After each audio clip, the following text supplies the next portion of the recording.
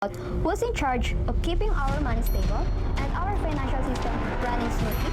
It's the central bank of the Philippines, and their job is way more interesting than you might think. Based on the mandate of BSP, the primary objective of the Bangko Sentral is to maintain price stability conducive to a balanced and sustainable growth of the economy nationwide.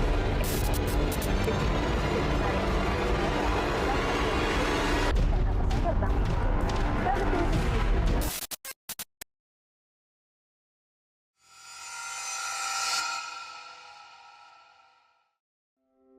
Let's be honest, we all care about money, but have you ever stopped to think about who's in charge of keeping our money stable and our financial system running smoothly?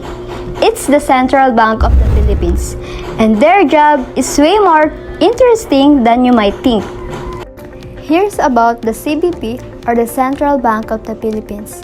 It was established on January 3, 1949. The BSP took over from the Central Bank of the Philippines, which was established on July 3, 1993, as the country's central monetary authority. The BSP enjoys fiscal and administrative autonomy from the national government in the pursuit of its mandated responsibilities. The CBP keeps our economy healthy by controlling inflation, making sure prices stay stable. They design and print our peso, those crisp bills and shiny coins in your pocket. And they oversee our banks, making sure they're safe and sound, protecting your hard-earned money. The Central Bank of the Philippines plays a crucial role in the Philippine economy by maintaining price stability, promoting financial stability, and ensuring a sound and efficient payment system.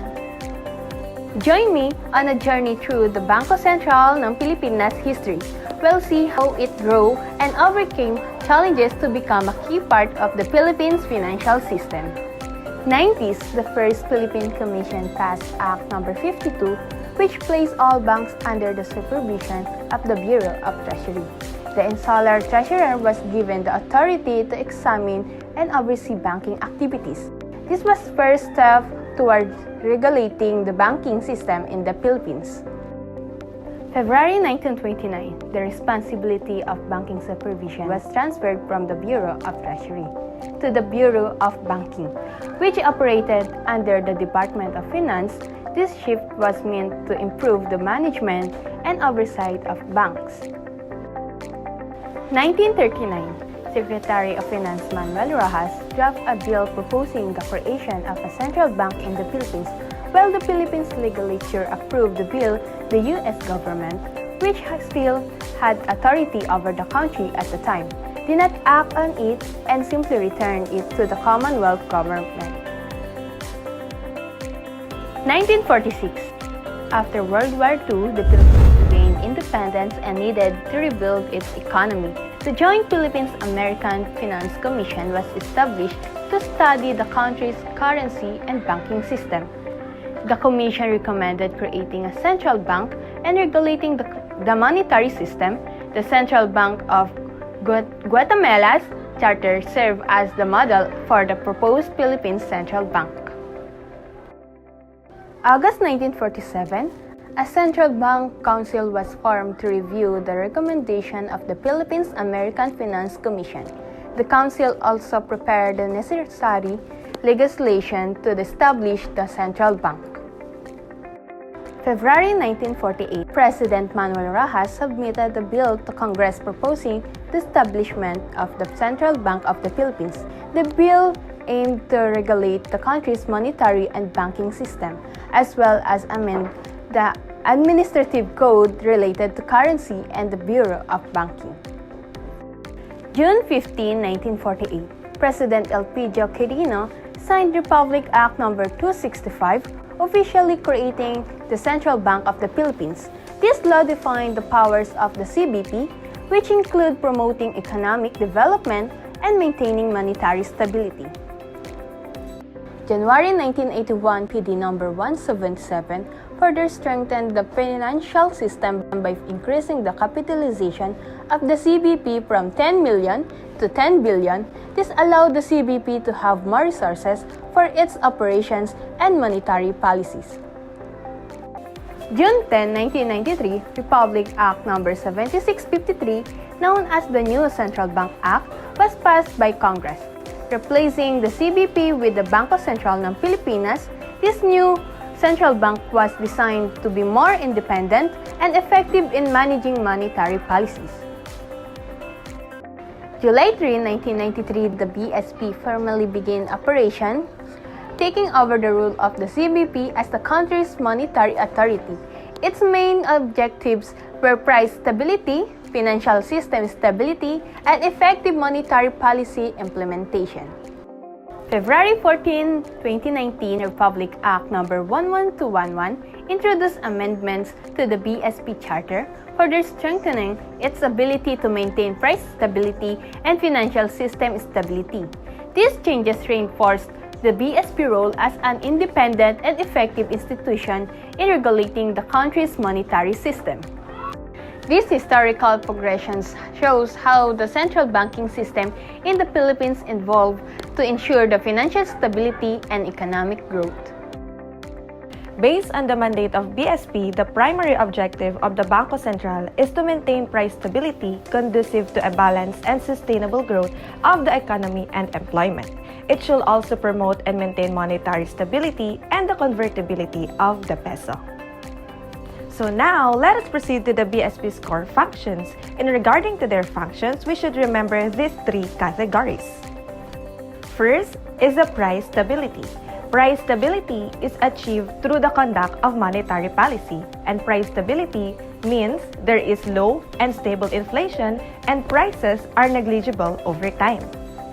To sustain price stability, governments and central banks implement monetary and fiscal policies such as modifying interest rates, regulating the money supply, and overseeing government spending and taxation to keep inflation low and stable. Stable prices preserve purchasing power and allow consumers and businesses to make sound economic and financial decisions. And now, we're heading to the second one, which is the financial stability. The BSP manages systematic risk and promote a secure and reliable banking system by ensuring the safe and sound operation of banks and other BSP-supervised financial institutions. It focuses on the overall health of the financial system, where it purposely knows where the risks are coming from and ensures that regulatory standards are in place. The third and last one is the efficient payments and settlement system by providing channels through which funds are transferred among banks and other institutions. BSP provides an environment to settle payments efficiently and effectively. BSP's functions are manager of official reserves, bank of banks or lender of last resort, issuer of money, official depository and advisor of national government, and determination of the exchange rate policy. In recent years, the Bangko Sentral ng Pilipinas or BSP has achieved significant milestones that have put the institution in the forefront of financial innovation and security. So let's take a look at some of their groundbreaking achievements and the challenges they've overcome in their journey. On June 24, 2022, the BSP received international recognition for its cutting-edge use of the ISO 20022 global standards, marking a major achievement in the world of financial systems. This innovation was instrumental in enhancing the safety and efficiency of the peso real-time gross settlements or RTGS payment system. By adopting these global standards, the BSP has elevated the Philippines' payment infrastructure to international standards, ensuring greater security and smoother transactions for every Filipino. Fast forward to December 30, 2023, BSP's 1,000 piso polymer banknote won the prestigious Best New Banknote Award at the High Security Printing Asia event in Colombo, Sri Lanka. This award highlighted BSP's commitment to high-security currency design, reinforcing the trust Filipinos place in their money. On November 8, 2024, BSP also received the Best recirculation, distribution, initiative, or innovation. From the International Association of Currency Affairs, this award recognized the successful rollout of coin deposit machines across the Metro Manila, making it easier for Filipinos to deposit coins for e-wallets, credits, or shopping vouchers, promoting a more efficient and sustainable coin cycle. According to IACA, the CODM projects aim to entice Filipinos to empty their coin jars for e-wallet credits, and shopping vouchers exemplifies BSP's forward-thinking approach toward a more efficient and sustainable Philippine coin cycle. The Philippine banking industry has come a long way in recent years. Yet, despite these developments, it faces several significant challenges that could shape its future. One of the biggest hurdles is in the increasing competition from new entrants, like fintech companies and digital-only banks. These disruptors are revolutionizing how people manage their finances, offering digital-first services that are often more convenient and user-friendly than traditional banking options. To stay ahead, the traditional banks must continue investing in technology and adapt their business models to meet the evolving needs of their customers. The future of the banking in the Philippines is digital, inclusive, and ready for change. We'll be discussing the current developments and future outlook of the Bangko Sentral ng Pilipinas, or BSP, the Central Bank of the Philippines. Let's take a look at what's been happening lately and what lies ahead for the BSP and the Filipino economy. As of 2025, the BSP has been actively making moves to support economic growth while keeping inflation in check. Recent developments show a balance of proactive monetary policies, liquidity enhancements, and efforts to stabilize financial markets. In December 2024, the BSP took the first step toward easing its monetary policy by reducing its key interest rate by 25 basis points to 5.75%. This move was aimed at stimulating the economy while maintaining inflation within a target range of 2 to 4%. The interest rate reduction was followed by another 25 basis point cut in February 2025, bringing the policy rate to 5.50%. BSP Governor Eli Remolona hinted that further rate cuts are possible, defending on inflationary trends in the coming months. In addition to rate cuts, the BSP also made a major adjustment by lowering the Reserve Requirement Ratio, or RRR, for universal and commercial banks by 200 basis points, set to take effect on March 28, 2025.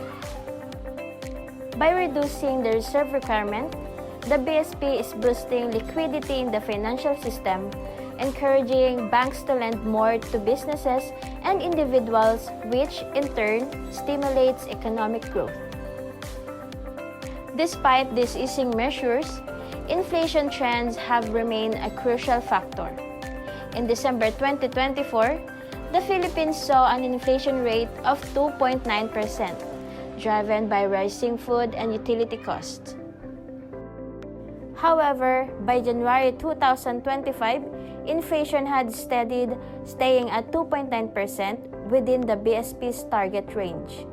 The central bank continues to monitor inflation closely, ready to adjust its policies as necessary.